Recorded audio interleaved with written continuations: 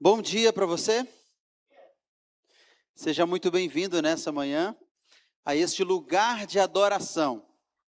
Jesus disse certa vez assim: não deixe ninguém impedir você de entrar na minha casa, porque a minha casa será conhecida como casa de oração para todos os povos. Ou seja, o que Jesus estava dizendo é que ele sempre fica feliz quando na sua casa estão os seus filhos, assim como a mãe. Prepara uma deliciosa comida, convida os filhos, e quando eles chegam, a mãe que trabalhou, que se esforçou, sorri de alegria, por quê? Porque os filhos estão em casa. Imagine que nessa hora, Deus está feliz, porque seus filhos estão na sua casa. Pastor Tiago, obrigado mais uma vez pelo convite, pela oportunidade. Me alegro em ter o privilégio de partilhar da Bíblia nesta manhã com vocês. E essa é uma manhã festiva. Quando é um dia de festa, a gente não se preocupa tanto com os detalhes. Por quê? Porque muitos são os detalhes, dado que é um dia especial. Tivemos aqui muitos louvores, a participação das crianças, a participação dos líderes, dos pequenos, e agora teremos a oportunidade de abrir a Bíblia e finalizar este culto com uma linda cerimônia batismal. Você já percebeu um pouquinho sobre a ornamentação aqui? Eu quero parabenizar aqueles que tiveram a dedicação de ornamentar, de deixar esse lugar mais belo ainda, e ao fundo aqui nós temos uma imagem que deve nos lembrar sobre a mensagem central desta manhã. Hoje nós vamos falar sobre um lindo tema da Bíblia, que é o tema da volta de Jesus. Para que você não fique preocupado com o horário, eu lembrei aqui de uma história que eu vi certa vez, onde um pregador chegou na igreja e disse assim para o irmão que estava do lado: me diz uma coisa, eu posso pregar até 1 da tarde? Aí ele disse: pode pastor, você pode pregar. Só que meio-dia os irmãos vão embora. Então, para que você não saia meio-dia, apesar de que nós vamos almoçar juntos, não é isso, pastor? Então, nós não teremos esse problema. Brincadeiras à parte, eu quero partilhar com você um tema bíblico nesses próximos 25 a 30 minutos, que fala muito ao meu coração, eu imagino que fale ao seu coração também. Ele já foi introduzido pela adoração infantil. A minha esposa contou a história de quantas mulheres? Quantas? 10. Essa é conhecida a parábola das 10 virgens.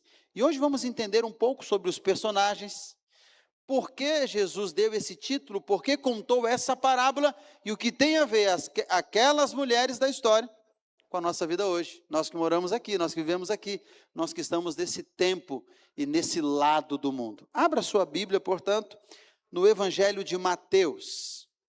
Livro de Mateus, o capítulo 25. Eu aproveito para saudar cada pessoa que aqui chegou. Aqui nós temos irmãos que estão vindo de outras igrejas e estão aqui conosco. Aqui nós temos colegas da escola dos batizandos que aqui estarão. Aqui nós temos amigos que, como nós, também amam a Jesus, creem em Deus e que congregam em outras denominações religiosas. Aqui nós temos familiares, parentes, avós, tios, primos. Aqui nós temos o povo de Deus reunido.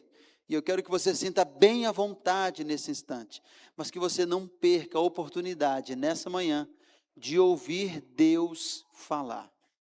Eu não sei qual é a melhor forma de você entender quando Deus fala. Eu não sei, mas Deus sabe. E sabe o que Ele vai fazer nessa manhã? Ele vai interpretar essa mensagem, Ele vai traduzir para o melhor idioma que você entenda. Não estou falando de língua inglesa, portuguesa, hispana, estou falando do idioma do seu coração.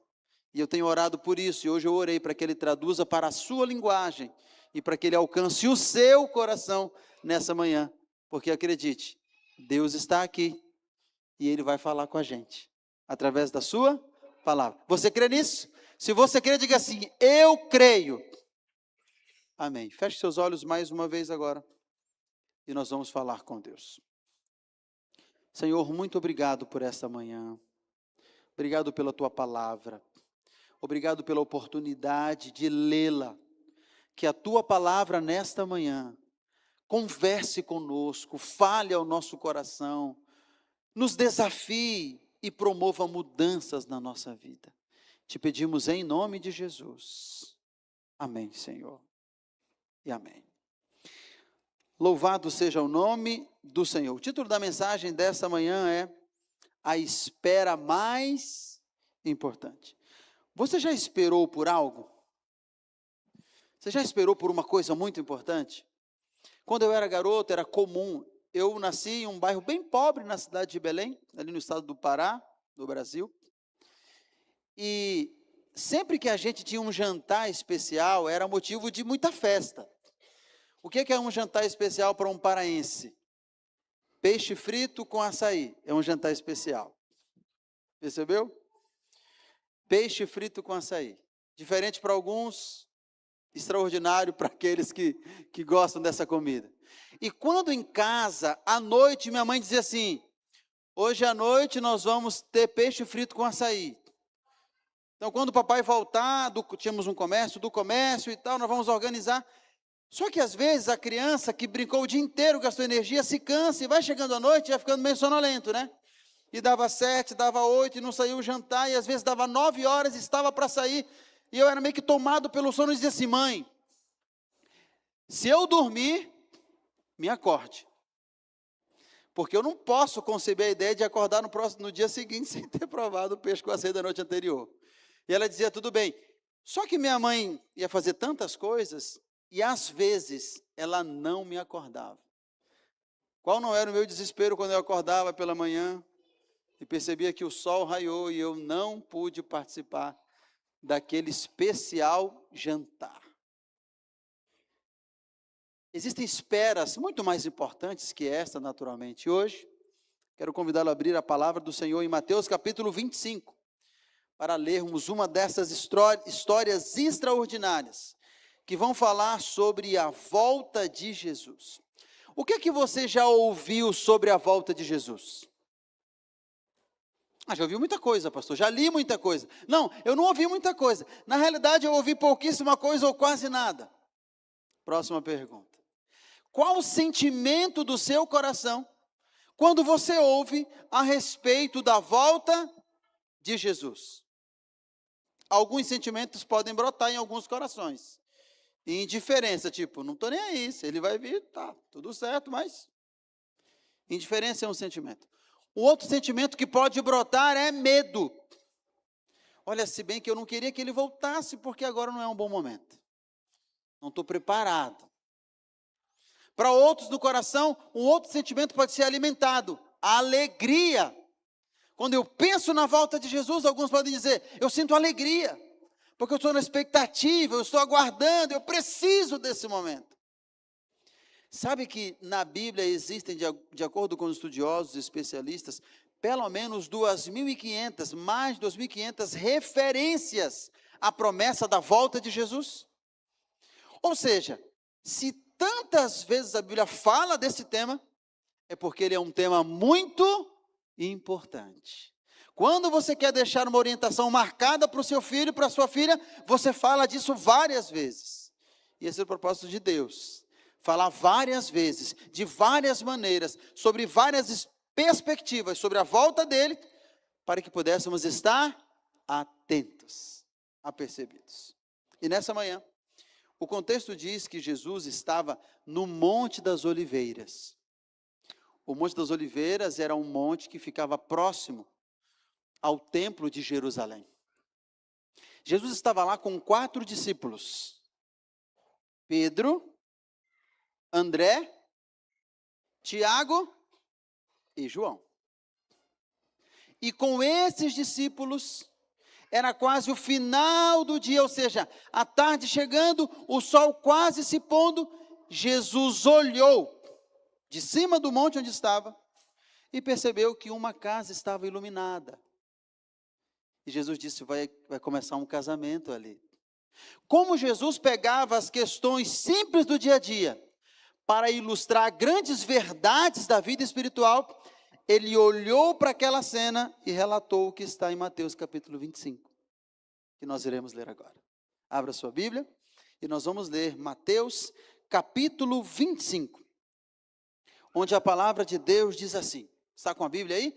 Se você está do lado de alguém que não tem uma Bíblia, compartilhe a sua Bíblia para que você leia junto com esse irmão, com esse amigo, para que todos possamos ler na Bíblia.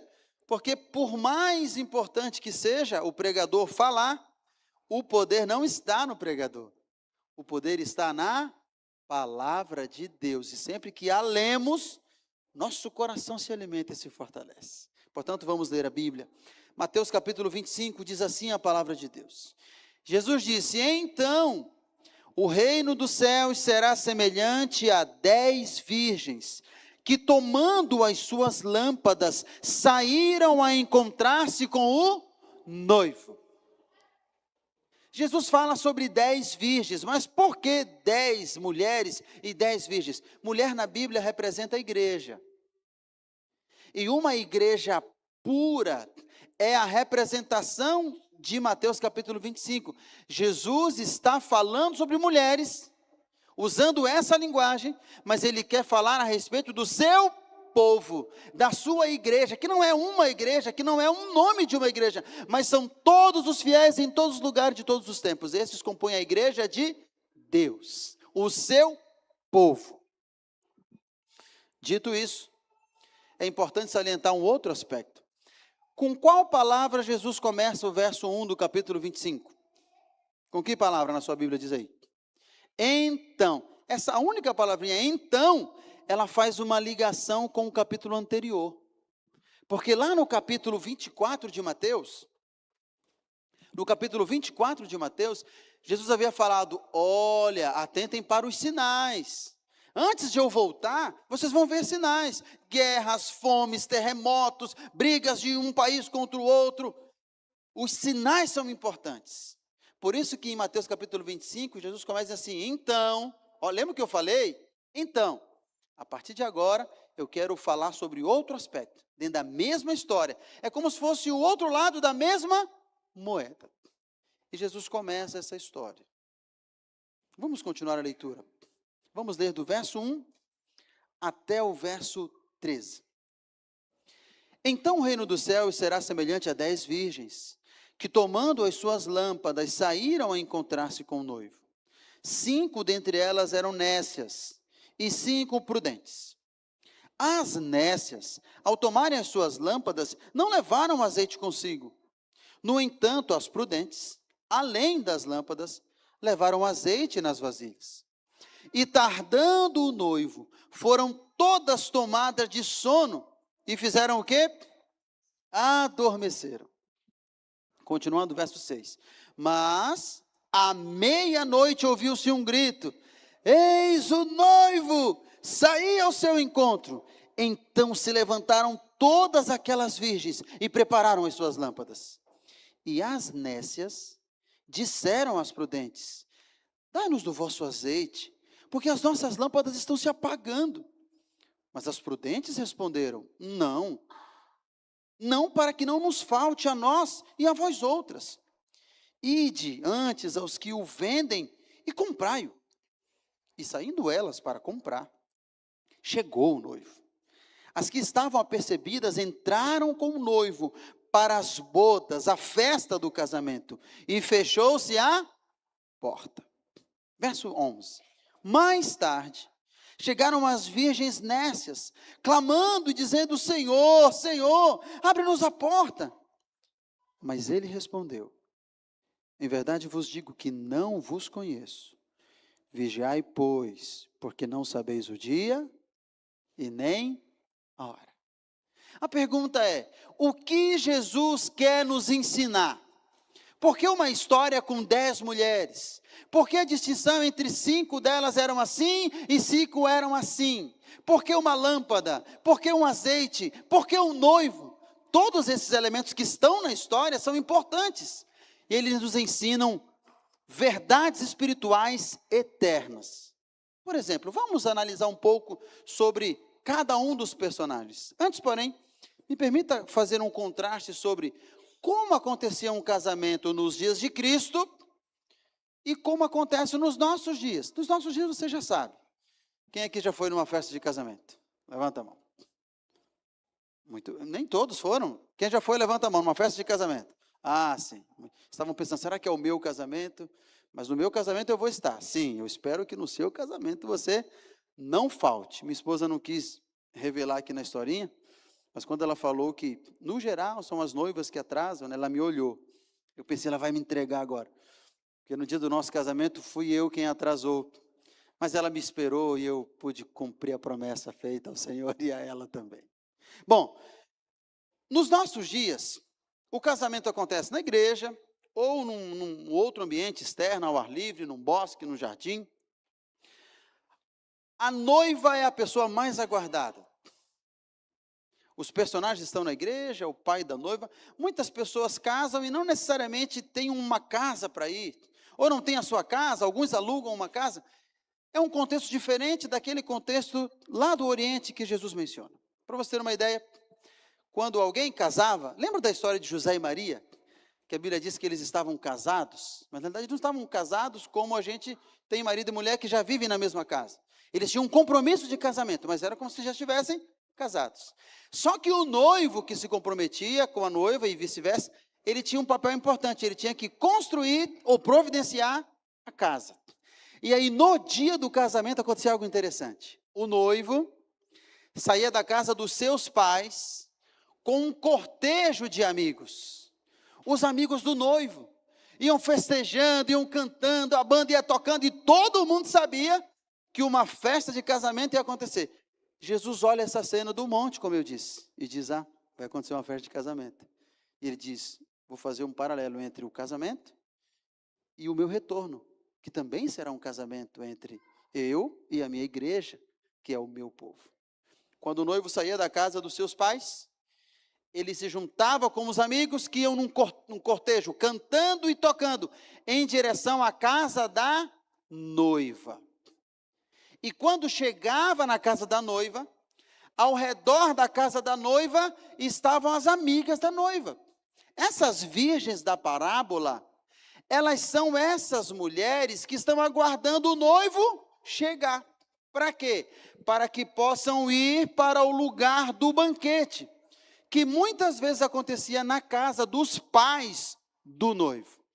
Às vezes o noivo construiu uma casa próxima dos seus parentes. Era uma comunidade, lembra? É nesse contexto que se dá esse casamento que Jesus está mencionando. Agora, alguns elementos aparecem. A Bíblia diz que eram quantas mulheres? Quantas mulheres virgens? 10. Por que 10? Não há nada de extraordinário em ser 10. Jesus poderia falar 100, poderia falar 80, poderia dizer 6, poderia dizer 2, poderia dizer 8. Na realidade, o ponto de Jesus aqui é estabelecer uma distinção.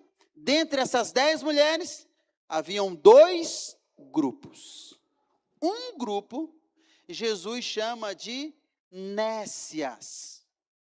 Nécia quer dizer, ou nécio, quer dizer tolo, desavisado, ignorante. Perceba que no ensino de Cristo, essas 10 mulheres, todas elas representam um povo de Deus. Jesus não está fazendo um contraste aqui, dizendo assim, 5 mulheres não acreditavam em Deus, eram pessoas mundanas, eram pessoas ateus, não. As 10 conhecem sobre Deus, as 10 esperam o noivo. A diferença não é que 5 eram feias e 5 bonitas. Não é assim, 5 eram fiéis e 5 infiéis. Não. A única distinção que Jesus faz é qual?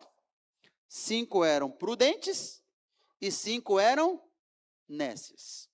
O que faz das nécias nécias e das prudentes prudentes? Vamos ver aqui ao longo.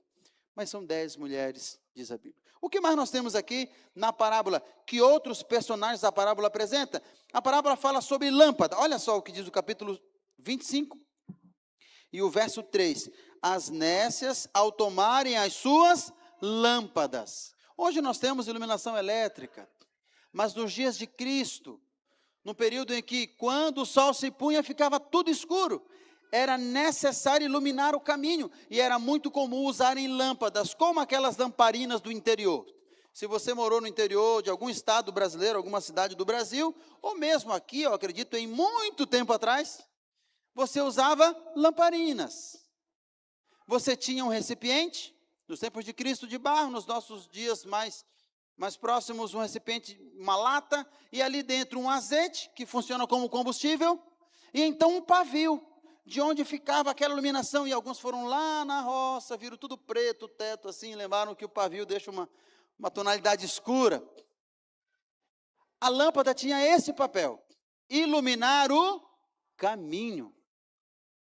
Outra ilustração, outra figura que aparece aqui é do azeite. Qual era o papel do azeite? Bom, uma lâmpada que você compra lá na loja. Eu quero uma lâmpada. Você compra e traz para casa. Ela acende na sua mão? O que você precisa fazer com a lâmpada? Você conecta a energia e aí ela vai acender. Da mesma forma, ter uma lâmpada de barro aqui, o recipiente de barro, e não ter o azeite, adiantava alguma coisa? Não, não haveria iluminação, porque o azeite era a substância necessária para que pudesse iluminar o caminho. Esse é o papel do azeite nessa história. E por fim, a história fala que havia um noivo. Quem era o noivo? Nos nossos dias, a pessoa mais importante de um casamento é quem? A noiva. Todos esperam a noiva. Todo mundo já está na igreja, em geral o noivo já está aqui. Deixa eu só pedir para os meus amigos da transmissão, vocês conseguem, eu posso ficar aqui nesse ambiente? Sim? Para você que nos acompanha pelas redes sociais, que Deus te abençoe, continue acompanhando a palavra de Deus e Ele vai falar contigo também nessa manhã. O noivo está aqui no casamento, já na expectativa, todo mundo sentado, todo mundo aqui a postos, aguardando quem? A noiva. E daqui a pouco alguém toca a música da entrada nupcial e quem é que aparece ali? A noiva. Deslumbrante, maravilhosa, e o noivo já quer dar um tremelique, já se emociona, e todo mundo se levanta, e a noiva está chegando. Só que nos dias de Cristo, o personagem principal de um casamento era o noivo. No contexto judaico do casamento, o personagem principal era o noivo, porque o noivo dera a sua palavra de compromisso. E ele disse, olha, vou construir o nosso lar, venho para te buscar para festejarmos. Foi o que Jesus fez. Ele disse, não se turbe o vosso coração. Quando estava se despedindo dos discípulos, lembra desse episódio? Ele disse, eu estou indo construir uma casa para você, um lar para você, não se preocupe, mas eu vou voltar e vou levar você para morarmos juntos no mesmo lugar. Então a palavra empenhada era do noivo, por isso que na parábola diz assim, que estavam todas esperando o noivo. É importante entendermos o contexto dessa história dos tempos bíblicos, para que a gente consiga encaixar na nossa mente atual sobre o casamento que nós conhecemos e como acontece em nossos dias. Muito bem. Apresentados os personagens dessa história, a próxima pergunta é, qual a relação dessa parábola e dessa história com a volta de Jesus? Por que Jesus contou essa história? Sabe que só no Evangelho de Mateus, há pelo menos 10 referências de Jesus dizendo assim, o reino dos céus é comparado a tal coisa, o reino dos céus é comparado, dê uma olhadinha aqui nessa imagem, por exemplo, ele diz, o reino dos céus é comparado ao semeador, o reino dos céus é comparado ao grão de mostarda, o reino dos céus é comparado aos trabalhadores, o reino dos céus é comparado a um homem que comprou uma joia de grande preço. Por várias vezes, em Mateus, pelo menos em 10 ocasiões, Jesus usa essa expressão, o reino dos céus é comparado a... Por quê? Porque para Jesus era muito importante que seus ouvintes entendessem que a história não termina aqui, não termina agora. Jesus queria que eles entendessem que a esperança estava ou estaria depositada na promessa que ele fez, virei outra vez. Ele disse ao lado daqueles discípulos que o viram subir, eu voltarei, virei outra vez, vou preparar lugar, não esqueci de vocês, me aguardem, esperem, estou chegando. Esse era o objetivo. Por isso, a expressão o reino dos céus é semelhante a, significa a vida de todos aqueles que estão aguardando Jesus voltar e que estão se preparando para isso. Eu quero ler com você o capítulo 25 e o verso 5, porque é uma lição espiritual muito importante sobre as 10 virgens. Sabemos, as 10 virgens representam o povo de Deus que está esperando o seu retorno. Mas no capítulo 25, verso 5, diz assim: e tardando o noivo, 5 foram tomadas de sono e adormeceram. Todas na sua Bíblia? Todas adormeceram. Sabe o que é interessante? É que muitas vezes a gente inconscientemente associa assim: as 5 mulheres nécias, tolas, ignorantes, foram aquelas que dormiram. Dormiram no ponto e não foram para a festa do casamento com o noivo. Mas a Bíblia diz claramente, quantas dormiram? Todas dormiram. Sabe o que é interessante na história de Jesus? É que Jesus sabe que no limiar do seu retorno, as portas da sua chegada, quando estiver bem pertinho da hora dele cumprir a promessa, ele sabe que a condição do ser humano aqui será muitas vezes uma condição espiritual de sonolência. E não é bem isso que parece muitas vezes, que nós estamos dormindo, que as coisas estão acontecendo e nós estamos, parece que num estado de quem está adormecido, de quem está neutralizado. Às vezes, parece que as coisas materiais têm mais importância que as coisas espirituais. Às vezes, parece que ganhar as coisas para me manter aqui é mais importante do que o meu preparo para esse encontro com Jesus. E é por isso que Jesus disse na parábola, olha, antes do noivo chegar, todas elas adormeceram, foram vencidas pelo sono. Eu sei que muitas vezes, assim como eu, você gostaria de estar mais perto de Deus. Você gostaria de vir mais vezes à igreja. Você gostaria de ter uma fé maior, de confiar mais em Deus. Eu também vivo esse drama e essa luta. Mas sabe qual é a boa notícia? É que você pode pedir para Deus isso hoje, para aumentar a tua confiança, para que Ele te dê vontade de ler a sua palavra. Quanta riqueza há na Bíblia, que é a palavra de Deus, mas nós muitas vezes não a lemos, a deixamos ali na estante de casa, como um amuleto da sorte, e ficamos olhando como quem diz, proteja a minha família, mas a proteção maior está no nosso coração, se ele estiver ao lado de Deus.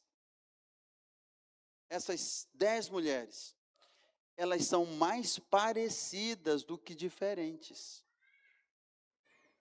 Pense comigo. Olha um contraste interessante. Elas aguardam o noivo, as prudentes e as nécias. Sim ou não? Sim. Outro aspecto. As prudentes e as nécias possuem a lâmpada. A lâmpada na Bíblia é chamada de palavra. O salmista disse, lâmpada para os meus pés é a tua palavra. Elas têm a lâmpada, elas têm a Bíblia. O povo de Deus em geral tem a Bíblia, lê a Bíblia, estuda a Bíblia, crê em Jesus, confia. O que mais? Tanto as prudentes como as nécias adormecem na hora da demora. Dormem, estão sonolentas, espiritualmente muitas vezes distantes de Deus.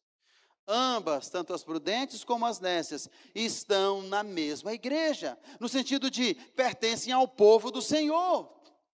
Elas creem em Jesus. São muito parecidas, mas tem uma diferença. E qual é a diferença de acordo com o que Jesus falou? E aqui vem um ponto muito importante. Eu quero que você esteja atento a isso. O verso 6, vamos ler o verso 6, 7 em diante. Mas à meia-noite ouviu-se um grito, eis o noivo, saía ao seu encontro. Então se levantaram todas aquelas virgens e prepararam as suas lâmpadas. E as nécias disseram às prudentes, dai-nos do vosso azeite, porque as nossas lâmpadas estão se apagando. Algumas perguntas para a nossa reflexão. As virgens nécias tinham lâmpadas, sim ou não? Sim. As virgens nécias tinham azeite na lâmpada, sim ou não? Sim, elas tinham. Porque o azeite na lâmpada as ajudou a chegar até o local para esperar o noivo. Sem o azeite não dava para iluminar. Então elas tinham a lâmpada e tinham azeite na lâmpada. Então qual foi o problema? É que elas não tinham azeite suficiente. Olha o que Jesus disse nessa história. Verso 4. No entanto, as prudentes, além das lâmpadas, tinham o que mais? Levaram azeite consigo nas vasilhas. E aqui está um ponto essencial, queridos amigos e amados irmãos. O azeite tem uma representação espiritual muito forte. O azeite na Bíblia é símbolo do Espírito Santo. A pomba também o é. Mas o azeite simboliza o Espírito no aspecto de que ele unge o nosso coração. Ele cura as feridas espirituais da nossa vida. No passado, quando um sacerdote, que era o líder espiritual da nação, era ungido ao Senhor e consagrado, ele era consagrado com o óleo, o azeite. Tiago, no Novo Testamento, diz assim, olha, se tiver alguém doente, unja-o com óleo. Para quê? Para a cura.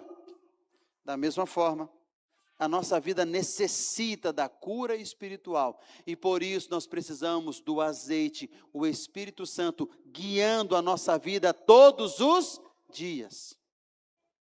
As virgens nécias tinham o azeite, mas só um pouquinho. Muitas vezes, nós até começamos bem a nossa caminhada espiritual.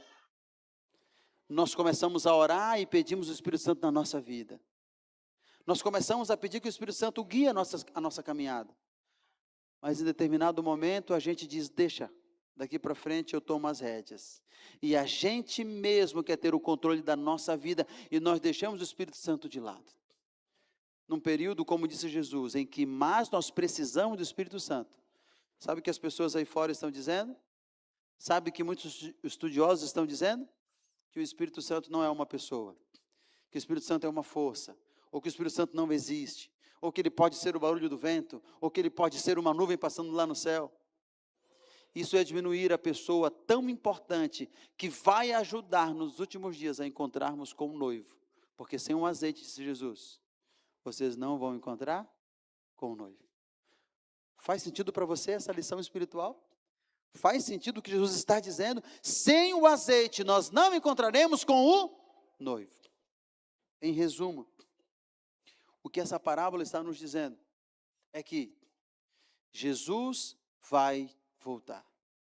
Segundo, é que a Bíblia é a lâmpada que nós precisamos usar. E terceiro, o azeite é o Espírito que diariamente vai nos preparar para o encontro com o noivo. Mas eu gostaria de concluir apresentando o motivo pelo qual Jesus vai voltar. Será que ele vai voltar só porque ele prometeu?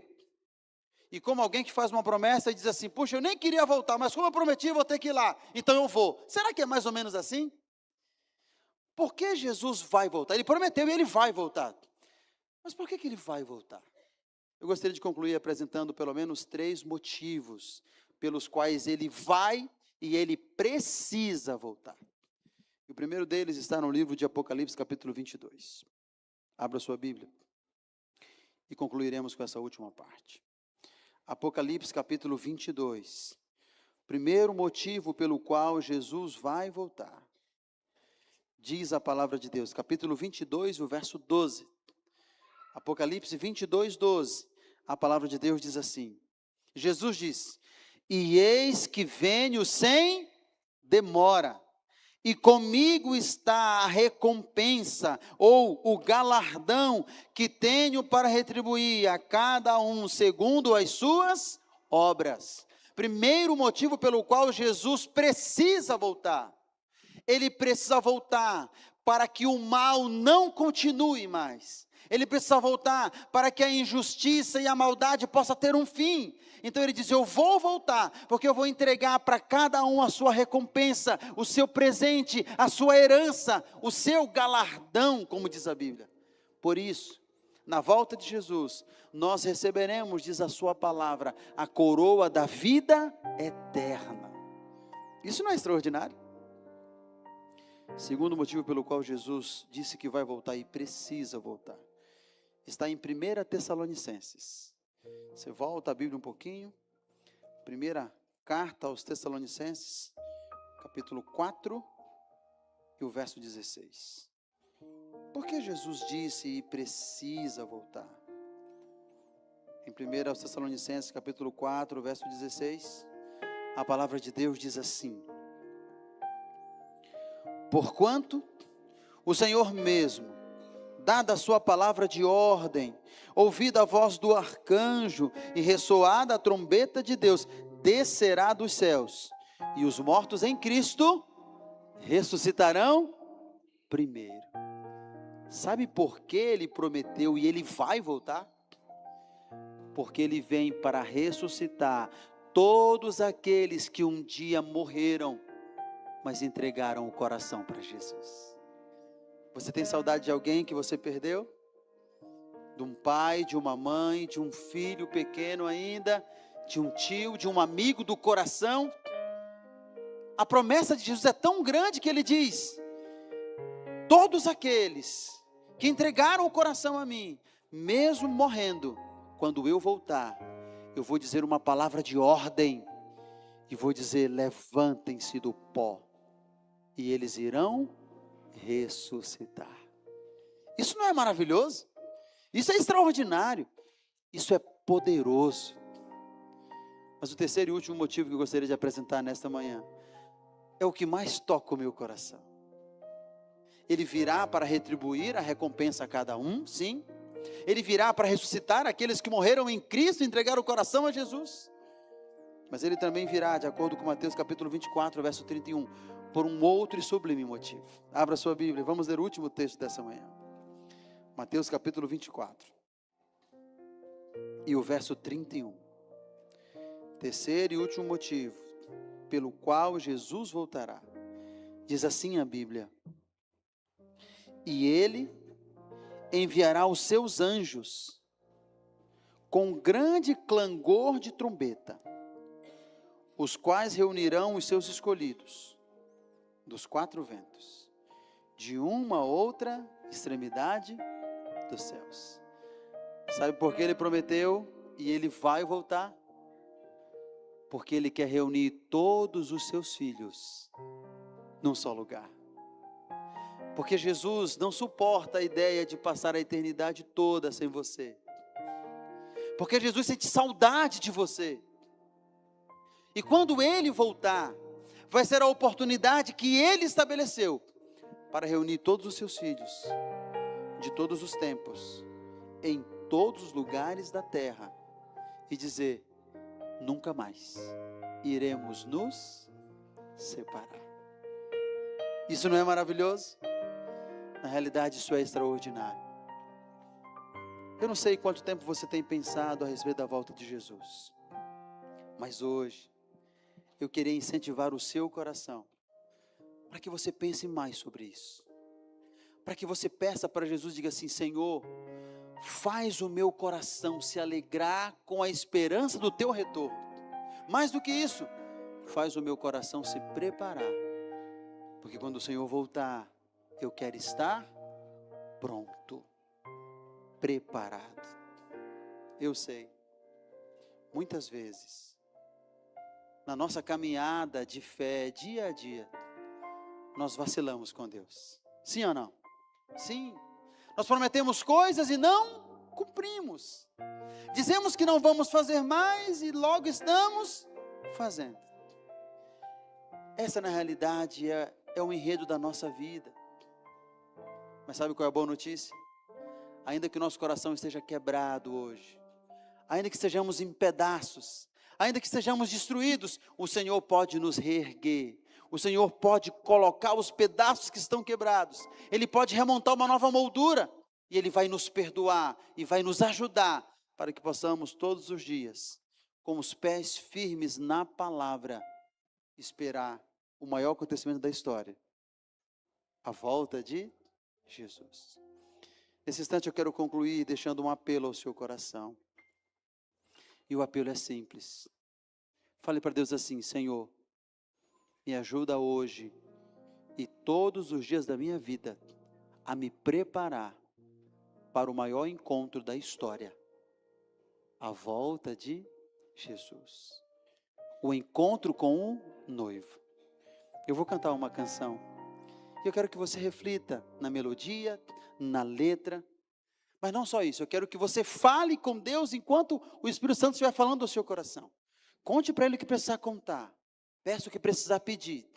Mas saia daqui com a certeza de que você está perdoado e com a ajuda de Cristo, você vai se preparar todos os dias, até aquele dia. Após a canção, eu quero orar com você. E então finalizaremos com o batismo. Pense em Deus, reflita nessa canção e tome a sua decisão.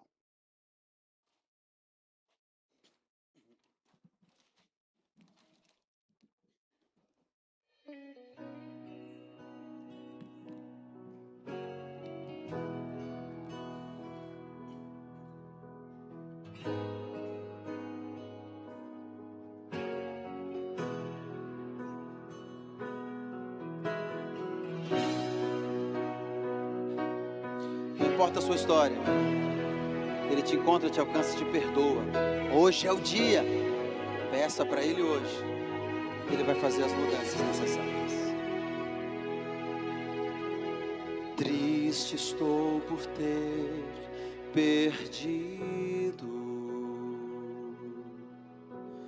a inocência pura que vivi. Pedaços que de mim caíram pareciam ter caído no vazio, mas Deus ouviu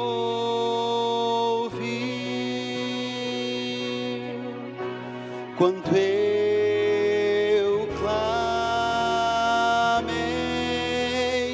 quando pequei.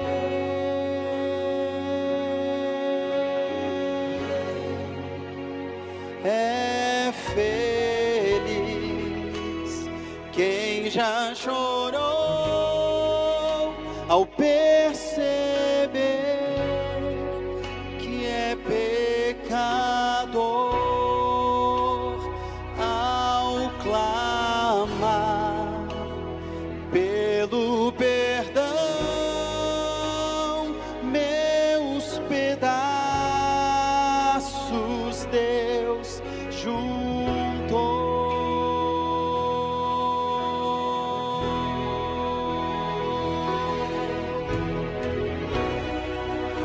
Não importa a sua história, não importa onde você parou, hoje, ao lado de Cristo, você pode e deve recomeçar.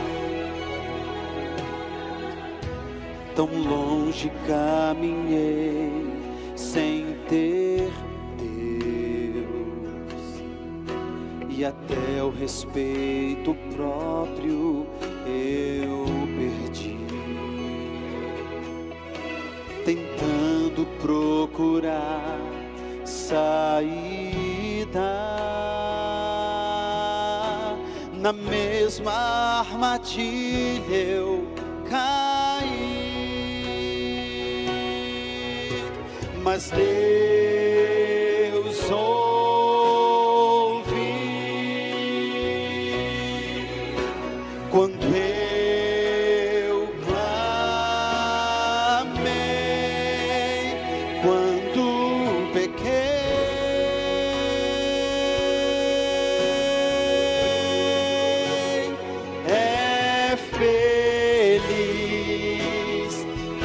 Já chorou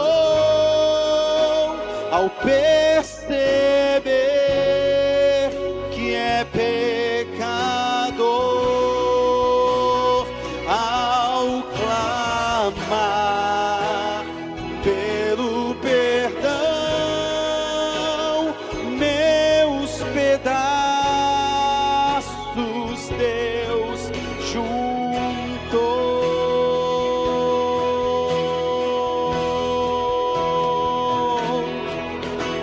A fórmula de vida que resiste à tentação é buscar sua palavra, se render em oração. Eu nem mesmo tenho forças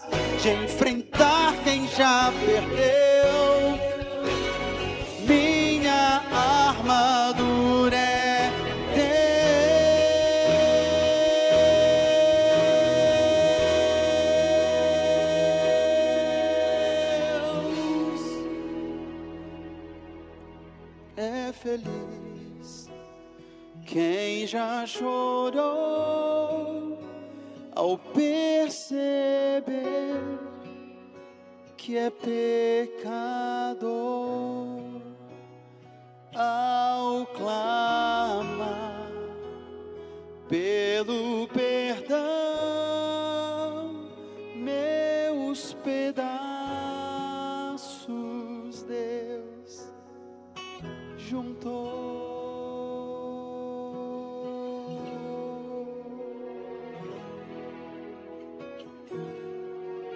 Não importa em qual ponto da história você parou, a mensagem de Cristo hoje é: segura na minha mão e eu vou caminhar contigo.